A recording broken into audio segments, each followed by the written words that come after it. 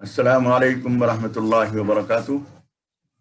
صفحہ ہے 738، 27واں پارہ۔ قال فما خطبکم، سورہ القمر، 54 نمبر کی سورت۔ اس کا دوسرا رکوع شروع ہو رہا ہے۔ اعوذ باللہ من الشیطان الرجیم، بسم اللہ الرحمن الرحیم۔ کذبت ثمود بالنذر فقالوا ابشرا منا واحدا نتبعه انا اذا لفی ضلال وسعر ألقي الذكر عليه من بيننا بل هو كذاب أشر سيعلمون غدا من الكذاب الأشر إنا مرسل الناقة فتنة لهم فارتقبهم واصطبر ونبئهم أن الماء قسمة بينهم كل شرب محتضر فنادوا صاحبهم فتعاطى فعقر فكيف كان عذابي ونذر إنا أرسلنا عليهم صيحة واحدة فكانوا كهشيم المحتضر ولقد يسرنا القرآن للذكر فهل من مدكر كذبت قوم لوط بالنذر إنا أرسلنا عليهم حاصبا إلا آل لوط نجيناهم بسحر نعمة من عندنا كذلك نجزي من شكر ولقد أنذرهم بطشتنا فتماروا بالنذر ولقد راودوه عن ضيفه فطمسنا أعينهم فذوقوا عذابي ونذر ولقد صبحهم بكرة عذاب مستقر فذوقوا عذابي ونذر ولقد يسرنا القرآن للذكر فهل من مدكر۔ محترم حضرات، آپ حضرات جانتے ہیں کہ قرآن مجید میں بہت سارے واقعات، قصے، کہانیاں بیان کیے گئے ہیں، لیکن قرآن مجید کا قصے کہانیاں سنانے کا مقصد یہ نہیں ہوتا کہ جیسے ہم عشاء کے بعد بیٹھ گئے، بڑے بوڑھے بیٹھ جایا کرتے ہیں، بچوں کو کہانیاں سناتے ہیں، وقت گزاری، دل بہلانا، یہ مقصد نہیں ہوتا۔ ان کا مقصد ہوتا ہے جو بھی واقعہ سنایا جاتا ہے، اس واقعے میں جو کچھ ہوا ہوتا ہے اس کا کوئی پیغام ان حاضرین کو دینا ہوتا ہے۔ مکہ مکرمہ کے جو لوگ حضور اکرم صلی اللہ علیہ وسلم کی باتوں کو رد کر رہے تھے اور آپ کی باتوں کو نہیں مان رہے تھے، خود حضور اکرم صلی اللہ علیہ وسلم کو جو طرح طرح کے الزامات لگا رہے تھے، ویسے واقعات جو ماضی میں ہو چکے ہیں ان کو خدا پاک سناتا ہے اور یہ بتاتا ہے کہ جو کچھ تم کر رہے ہو ایسا ہو چکا ہے اور اس کا انجام یہ بھی سامنے آ چکا ہے۔ اب تم نے اگر ایسا کیا تو یہی انجام تمہارا بھی ہو سکتا ہے۔ یہاں قوم سمود کا ذکر کیا جا رہا ہے، اور ایک بات آپ یہ دیکھیں گے کہ یہاں کہا جا رہا ہے کذبت ثمود بالنذر، ڈرانے والی چیزوں یا ڈرانے والوں کو جھٹلایا سمود نے۔ حالانکہ انہوں نے تو اپنے ایک پیغمبر کو جھٹلایا بتایا، لیکن جو ایک پیغمبر کو جھٹلا رہا ہے وہ سارے پیغمبروں کے ہیں، تو اس لیے جس نے ایک پیغمبر کو جھٹلا دیا اس نے گویا سارے انبیاء کرام کو جھٹلا دیا۔ یہی وجہ ہے کہ اسلام میں سارے پیغمبروں کو ماننے کا حکم ہے۔ عیسائی حضرت عیسیٰ کو مانتے ہیں، حضرت موسیٰ کو نہیں مانتے، حضور اکرم صلی اللہ علیہ وسلم کو نہیں مانتے۔ یہودی حضرت موسیٰ کو مانتے ہیں، حضرت عیسیٰ کو نہیں مانتے، حضور اکرم صلی اللہ علیہ وسلم کو نہیں مانتے، اور کوئی کسی کو مان رہا ہے، کوئی کسی کو نہیں کوئی مان رہا ہے، لیکن ہمیں ان تک کو ماننے کا حکم ہے جن کا نام قرآن مجید میں ذکر بھی نہیں۔ بس اتنا ہمیں معلوم ہے کہ ان کو قرآن مجید کے علاوہ جتنے بھی پیغمبران آئے تھے اور جتنے بھی ان کو کتابیں دی گئی تھی، وہ جو کچھ بھی دی گئی تھی، کوئی ہم سے کہے فلاں کتاب کو مانتے ہو تم، ہم یہ کہیں گے آپ اس کتاب کو نہیں مانتے، لیکن کوئی بھی کتاب جو قرآن مجید کے سے پہلے نازل کی گئی ہے اسے ہم مانتے ہیں۔ کوئی آدمی ہم سے کہے یہاں ہندوستان میں یہاں کی کسی مقدس قدیم کتاب کو، ہم کہیں گے نہ ہم اس کو جھٹلاتے ہیں نہ ہم اس کے اوپر ایمان لاتے ہیں۔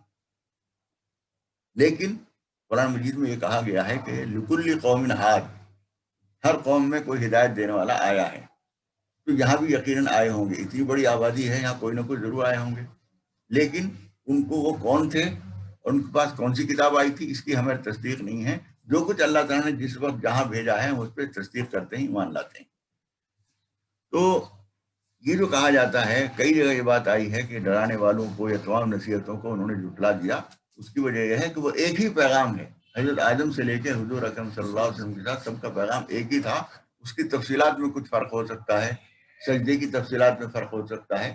ورنہ آپ دیکھیں گے کہ ویدوں میں بھی جو سجدے کا طریقہ بتایا گیا ہے وہ 8 ہڈیوں پر سجدہ کرنا بتایا گیا ہے. ایک بڑے عالم نے ایک بہت بڑے پنڈت سے جا کے جب کہا کہ 8 ہڈیوں پہ، اس نے وہ شلوک پڑھ کے بتایا تھے وید کے، تو اس میں جو 8 ہڈیوں پہ سجدہ عبادت کرنا بتایا گیا ہے، وہ 8 ہڈیوں پہ پوجا کا طریقہ مجھے بتائیے کیا ہے.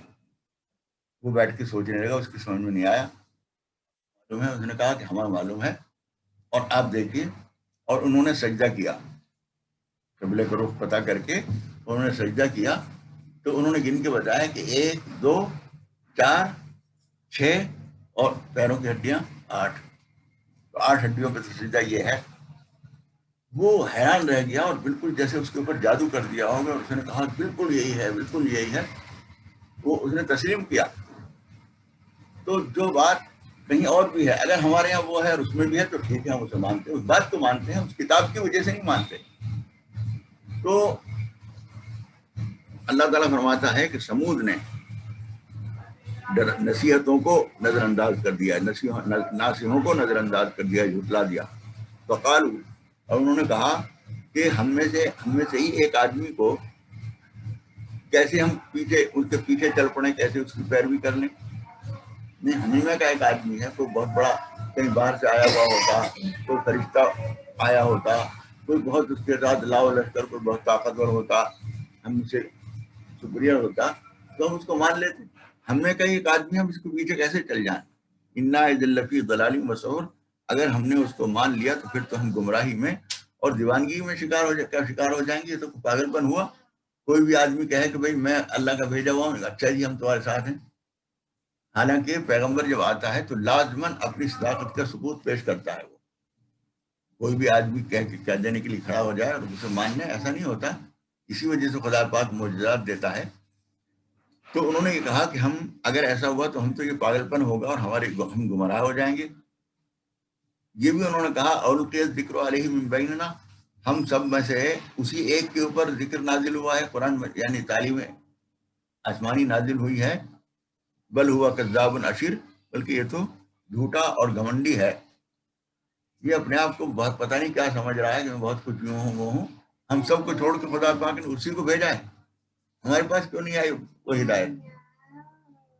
سیعلمون غدا من الکذاب الاشر، اللہ تعالیٰ فرماتا ہے ان قریب کل انہیں معلوم ہو جائے گا کوئی جھوٹا اور گھمنڈی اور کون ہے جو شیخی بگار رہا ہے، شیخی باز ہے، وہ جھوٹ بول رہا ہے، وہ کون ہے. تو وہ ہے یا تم ہو. انا مرسل الناقۃ فتنۃ اللہ، اور اس کا پتہ کس طرح سے چلے گا. اللہ تعالیٰ فرماتا ہے کہ ہم ایک اونٹنی بھیجنے والے ہیں. فتنۃ اللہ، فتنہ کے معنی اصل میں آزمائش کے ہوتے ہیں، یعنی اس کے ذریعے ہم پتہ لگائیں گے کہ یہ مانتے ہیں یا نہیں مانتے. وہ ایک اونٹنی، فرتقبہم فاصطبر، آپ صبر سے کام لیجیے اور ان پر نظر رکھیے یہ کیا کرتے ہیں، اور آپ جلدی نہ مچائیے، پریشان نہ ہوں. ونبئہم، اتنے میں ایسا ہوا کہ ایک بہت زبردست، بہت لمبی چوڑی اونٹنی نمودار ہو گئی. اور بعض آیتوں سے معلوم ہوتا ہے کہ وہ ایک چٹان سے نمودار ہوئی، اور قد قامت میں بھی بہت بڑی تھی. پانی پیتی تھی، بہت سارا پانی پیتی تھی. چارہ کھاتی تھی، بہت سارا چارہ کھاتی تھی، اور چلتی پھر رہی تھی. کوئی اس کے پاس آنے کی ہمت نہیں کر سکتا تھا. وہی ڈول کی اونٹنی ہے. اور اللہ تعالیٰ نے فرمایا کہ اب پانی کا جو ہے باری لے گئی. ایک دن تو سارا پانی یہ پیے گی. اس دن تم پانی پلانے کے لیے نہ تم خود آؤ گے نہ اپنے جانوروں کو لے کے آؤ گے. ایک دن پہلے بھر لو اپنی ضرورت کا پانی بھی، اپنے جانوروں کی ضرورت کا پانی بھی ایک دن بھر لو. اور دوسرا دن جب اس کا نمبر ہوگا تو پھر تم کچھ بھی پانی لے سکو گے. ان کو بتا دیجئے. یہ وہی بات ہے, اخبرہم نہیں کہا, نبئہم کہا. نبئ عبادی, دوسری جگہ قرآن مجید میں نبئ عبادی انی انا الغفور الرحیم, میرے بندوں کو خبر دے دو. یہ نبا کہتے ہیں بہت اہم خبر کو, اور خبر ایک عام خبر ہوتی ہے. تو ان کو یہ بتا دو ان الماء قسمۃ بینہم, کہ پانی جو ہے تقسیم ہو گیا ہے ان کے درمیان.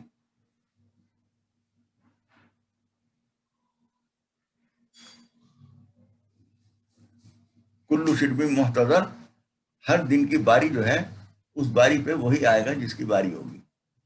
فنادوا صاحبہم, کچھ دن تو انہوں نے انتظار کیا, لیکن ایک تو وہ اپنے پیغمبر سے ڈر رہے تھے کہ انہوں نے اتنی بڑی چیز سامنے کر کے دکھا دی, تو کوئی طاقت تو ان کے ساتھ ہے, لاؤ لشکر نہیں ہے, فوج و پولیس نہیں ہے, کوئی اور غیر معمولی بات نہیں ہے. لیکن یہ کچھ معمولی بات نہیں ہے جو اتنی بڑی اونٹنی سامنے آ گئی.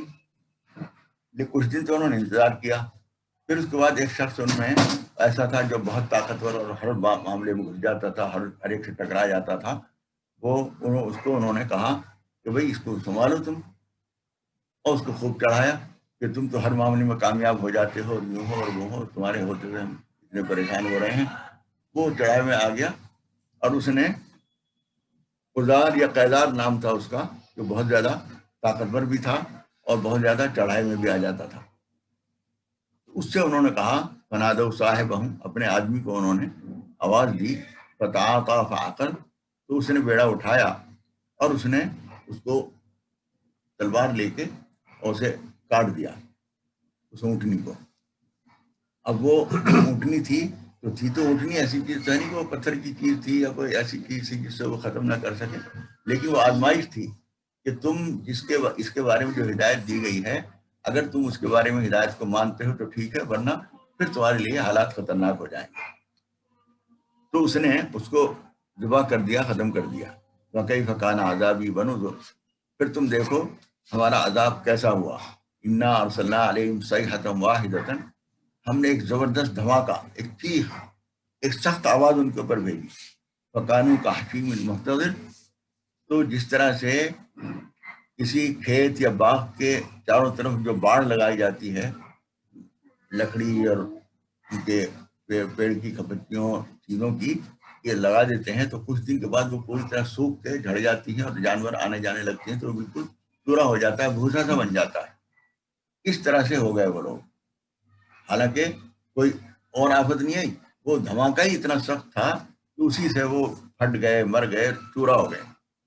وَلَقَدْ يَسَّرْنَا الْقُرْآنَ لِلذِّكْرِ فَهَلْ مِن مُّدَّكِرٍ, یہ پھر بات بار بار کہی جا رہی ہے اس کے اندر. ہم نے قرآن مجید کو آسان کر دیا ہے نصیحت حاصل کرنے کے لیے, تو کوئی ہے اس سے نصیحت حاصل کرنے والا؟ یعنی یہ مکے والوں کو خاص طور پر, باقی دنیا کے ہر انسان کو یہ کہا جا رہا ہے کہ ہم نے نصیحت کے لیے قرآن مجید بھیجا ہے, اور اس میں جو واقعات ہم بیان کر رہے ہیں اس لیے بھیجے ہیں تاکہ تم ان سے نصیحت حاصل کرو. یہ ایک واقعہ قوم سمود کا ہو گیا.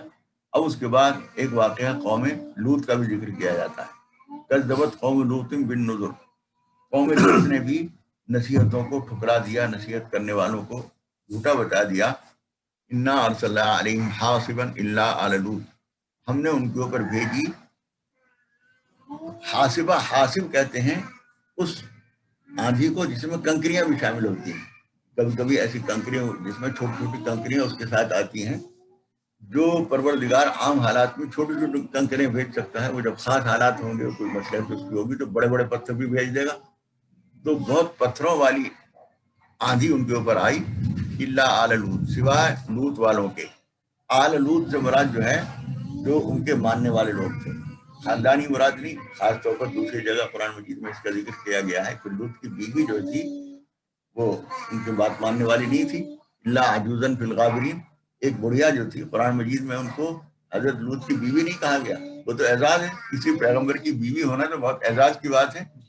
قرآن مجید اس کو یہ اعزاز نہیں دینا چاہتا. قرآن مجید کہہ رہا ہے ایک بڑھیا تھی, وہ ان کے ساتھ رہ گئی, جو آئی نہیں تھی. حضرت لوط نے کہا کہ تمہارے ساتھ چلو, اور حکم دیا گیا تھا کہ صبح سویرے, صبح صادق سے پہلے, سورج نکلنے سے پہلے پہلے سب یہاں سے نکل جاؤ, جتنے بھی حضرت لوط کے ماننے والے ہیں. حضرت لوط نے اعلان کیا, سارے لوگ ان کے ساتھ آ گئے. اپنی بیوی کو بھی کہا, جیسا کہ وہ سمجھاتے رہتے تھے, وہ آنے کے لیے تیار نہیں، الا عجوزا فی الغابرین، سوائے اس بڑھیا کے جو ان کے ساتھ رہ گئی تھی۔ یہ سب لوگ شہر کے وقت میں، صبح سویرے کے وقت میں نکل گئے۔ نعمت من عندنا، یہ ہماری طرف سے ایک نعمت تھی، ان کے لیے احسان تھا کہ اب عذاب آنے والا ہے، اب تم یہاں سے چلے جاؤ تاکہ تم اس سے بچ سکو۔ کذالک نجزی من شکر، قرآن مجید کا طریقہ یہ ہے کہ کہیں کسی واقعے کو تفصیل سے بیان کرتا ہے، کہیں مختصر بیان کر دیتا ہے، کا بھی ذکر نہیں ہے۔ بس حضرت لوط کے ماننے والے لوگ جو تھے ان کو ہم نے بچا دیا، اور وہ صبح سویرے نکل گئے تھے، اور یہ ہماری طرف سے نعمت تھی، انعام تھا۔ کذالک نجزی، ہم اسی طریقے سے بدلہ دیا کرتے ہیں ان لوگوں کو جو ہمارے شکر گزار ہوتے ہیں۔ شکر گزاری کا مطلب صرف یہی نہیں ہے کہ ہم اللہ سے زبان سے کہیں کہ اللہ تیرا شکر۔ شکر گزاری یہ ہے کہ نعمت دینے والے کی بات بھی مانیں، جس نے ہمارے ساتھ احسان کیا ہے اس کی بات بھی مانیں، وہ کوئی حکم دے تو اس کی تسلیم کریں، کسی بات سے رکنے کو کہیں تو اس سے رک بھی جائیں، یہ شکر ہوتا ہے۔ اس معنی میں یہاں پر یہ کہا گیا ہے کہ ہم اسی طریقے سے بدلہ دیتے ہیں ان لوگوں کو جو شکر گزار ہوتے ہیں۔ وَلَقَدْ أَنذَرَهُمْ بَطْشَتَنَا، اور اس نے یعنی لوط نے ڈرایا تھا ان لوگوں کو ہماری پکڑ سے۔